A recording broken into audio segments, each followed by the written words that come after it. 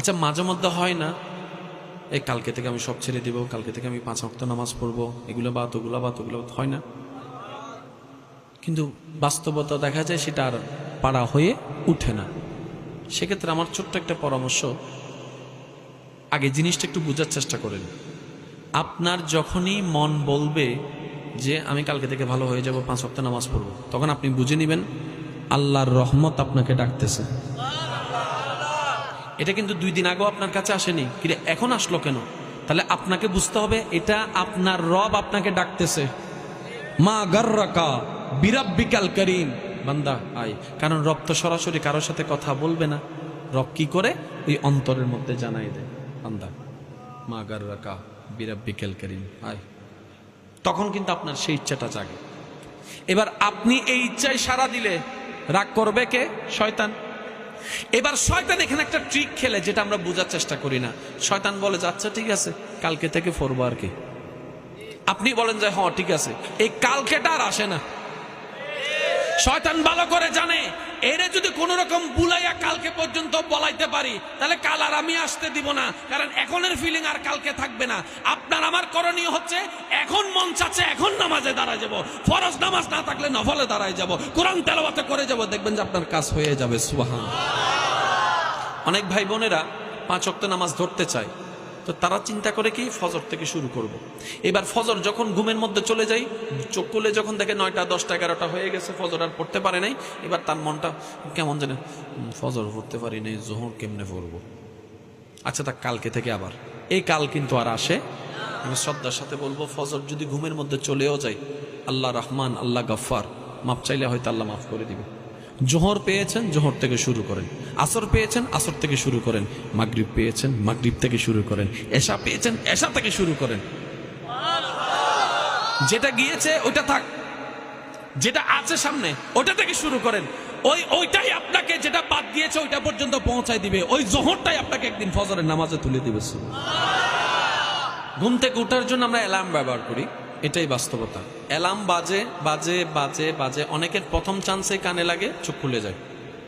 আবার অনেকের 2 বার 3 বার 4 বারে ব্রেনে লাগে, তারপরে চোখ খুলে।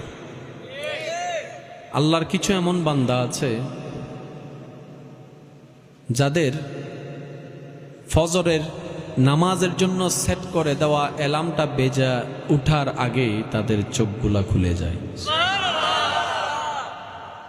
আমি যদি অবাস্তব না বলি, হয়তো এখানে অনেক এরকম বান্দা এখানে আছে, অ্যালার্মের প্রয়োজন হয় না, ঠিক অ্যালার্ম বাজবে 5টায়, ওনার চোখ খুলে গিয়েছে 2 মিনিট আগে।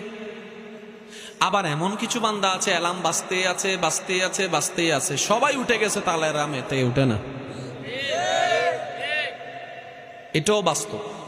অ্যালার্ম বেজে উঠার আগে যার চোখ খুলেছে, তাকে সবাই জিজ্ঞেস করছে কি রে তুই উঠলি কেমনে? আমি তো বাজার পরও উঠতে পারি না, তুই উঠলি কেমনে? এবার সে বান্দা বলে যে এই আজকের যে দিনটা তুমি দেখছো সেটা একদিনে হয় নাই। আমারও ঠিক এক সময় তোমার মতো অবস্থা ছিল, অ্যালার্ম বাজতেই আছে, সবাই উঠে গেছে, আমি উঠি নাই। অনেকে আমাকে ডেকেছে, আমি উঠতে পারি নাই, কিন্তু আমি কখনো পথ হারা হই নেই, ধৈর্য হারা হই নেই, পথ ছাড়ি নেই। আমি লেগেই ছিলাম, আর মনে মনে প্রকল্প নিয়েছি, শয়তান তুমি আমাকে যতবার ঘুম পাড়ায় রাখবা, আমি প্রত্যেক দিন নতুন ভাবে অ্যালার্ম দিব। তুমি যতই আমাকে ঠেলে পিছনে নিয়ে যাবে, আমি সামনে যাওয়ার চেষ্টা করব। তুমি তোমার দায়িত্ব পালন করো, আমি বান্দার দায়িত্ব পালন করতেই যাব। করতে করতে করতে করতে করতে করতে শয়তানের সাথে যুদ্ধ করতে করতে করতে করতে আমি তো মানুষ, সারা জীবন তো পারবো না। যেদিন আমার এই কষ্টটা ধৈর্যে রূপান্তর হয়েছে, এই ধৈর্যের উপর যখন রবের উপর রহমতের নজর পড়েছে, ওই দিন থেকেই অ্যালার্ম বেজে উঠার আগেই আমার চোখ খুলে যায়। বলে যে কেন? বলে যে একটা হচ্ছে মোবাইলের অ্যালার্ম, আর একটা হচ্ছে মনের অ্যালার্ম। সুবহানাল্লাহ।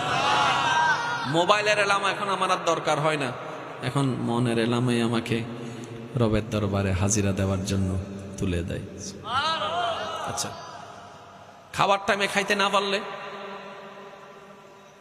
বলেন না, খাওয়ার সময় খাইতে না পারলে, যদি খাবার টাইমে আপনি গাড়িতে থাকেন, তখনও কি করেন? কোন একটা রেস্টুরেন্টে নেমে খাবার কাজটা করেন, কারণ এটা আপনার দায়িত্ব, এটা জীবনের অংশ। তো খাবারের টাইম আমরা বের করে নিই, যাওয়ার টাইম বের করে নিই, ঘুরার টাইম বের করে নিই, আড্ডা মারার টাইম বের করে নিই। জীবনে যা কিছু টাইম আমরা বের করে নিই, যতই ব্যস্ত থাকি না কেন, যে মানুষটা চাইলে এতগুলো টাইম বের করতে পারে, সেই মানুষটা চাইলে 5 ওয়াক্ত নামাজের টাইমও বের করতে পারে। সুবহানাল্লাহ। আর যদি সে টাইম বের করতে না পারে, কোনো টাইম পারবে না।